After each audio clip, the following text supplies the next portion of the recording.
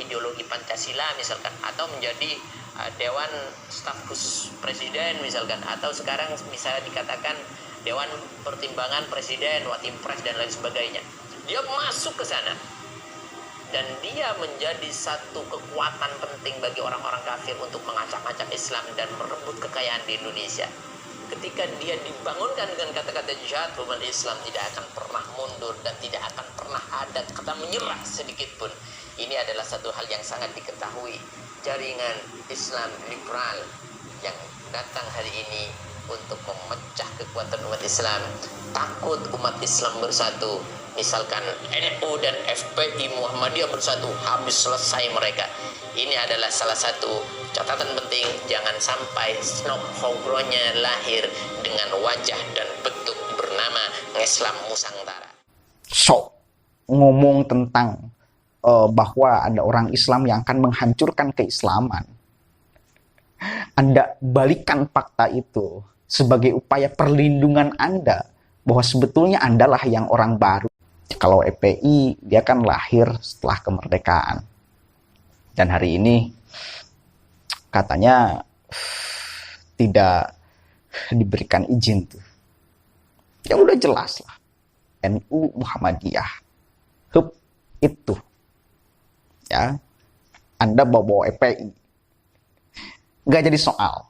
Oke, kita bersatu padu. NU Muhammadiyah, FPI. Bersatu padu semuanya. Tapi jangan dong kemudian Anda menuduh bahwa ada satu golongan yang akan menghancurkan. Justru ketika Anda ngomong itu, Anda ingin menghancurkan. Paham gak? Ketika Anda ngomong gitu, Anda ingin menghancurkan.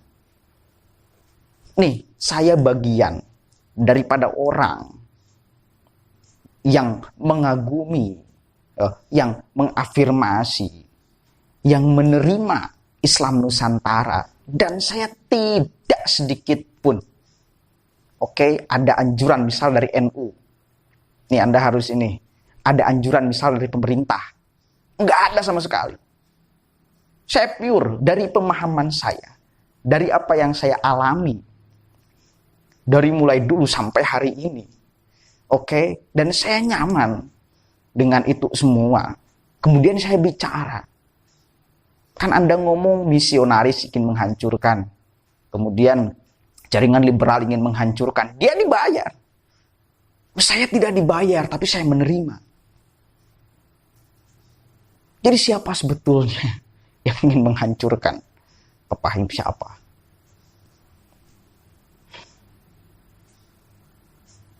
Allahu Akbar. Kok kenapa di tengah wabah situasi hari ini, kenapa Anda ada saja kesempatan untuk Anda menggiring satu opini, untuk upaya provokasi, untuk upaya menggiring kesadaran orang Islam agar membenci NU. Anda itu manusia atau iblis sih? Saya repot. Orang-orang seperti ini kenapa suka menjungkir balikan fakta?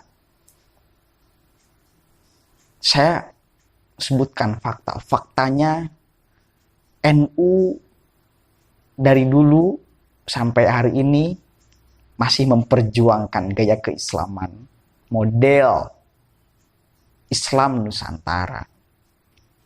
Ya, itu fakta.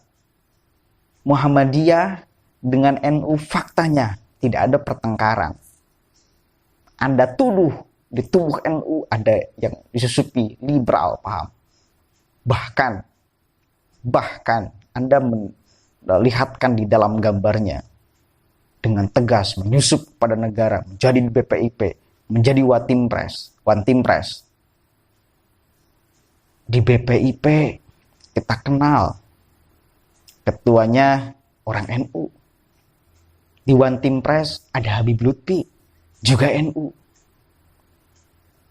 Anda seolah-olah ingin mengatakan bahwa orang di BPIP, orang di Wantimpres adalah orang penyusup yang akan menghancurkan keharmonisan antara umat Islam. Ini tuduhan yang sangat kejam dan keji pahim. Mana buktinya? Mana faktanya?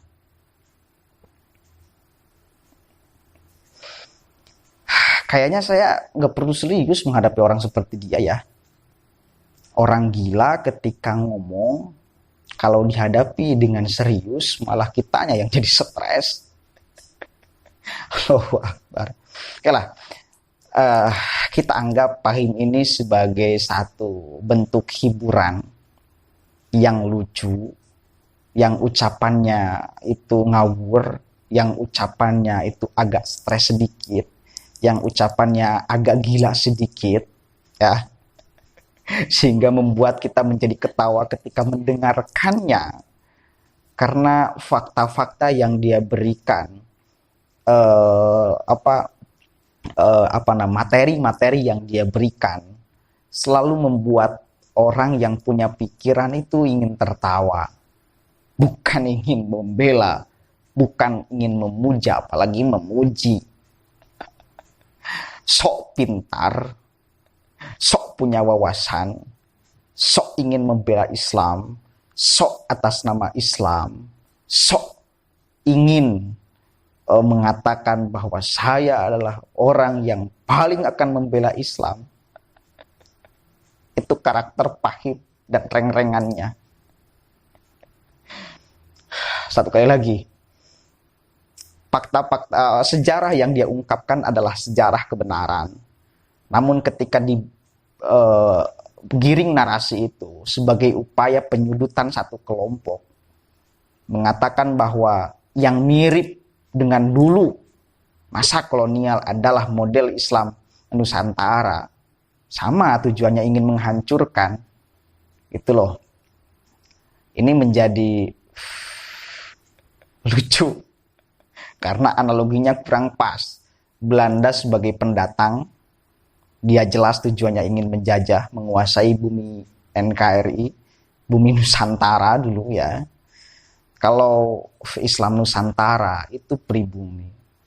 Sebetulnya Islam Nusantara ingin membumikan ajaran Islam yang sudah kayak diajarkan oleh orang tua kita dulu, oleh para wali. Ya, ingin membumikan ajaran Islam yang santai, ajaran Islam yang santun, ajaran Islam yang rahmatan lil alamin, merangkul semuanya, tidak egois, tidak seperti Papahing, ya kan sangat egois orangnya. Lihat di dalam cara bicaranya, kalau saya ibaratkan seperti tadi tuh, serius banget, serius banget.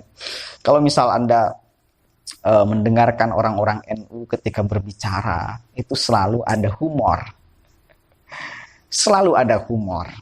Supaya tidak ada ketegangan. Supaya kemudian diterima materi itu dengan akal yang dingin. Bukan akal yang mendidih. Bukan hati yang mendidih. Kan tujuannya memberikan orang ilmu pengetahuan. Otomatis dong ya. Ini harus ada humor-humor. Biar diterimanya dengan amat renyah dan enak gitu loh. Kalau misal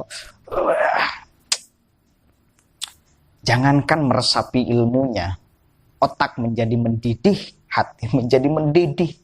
Yang ada hanya satu, kebencian.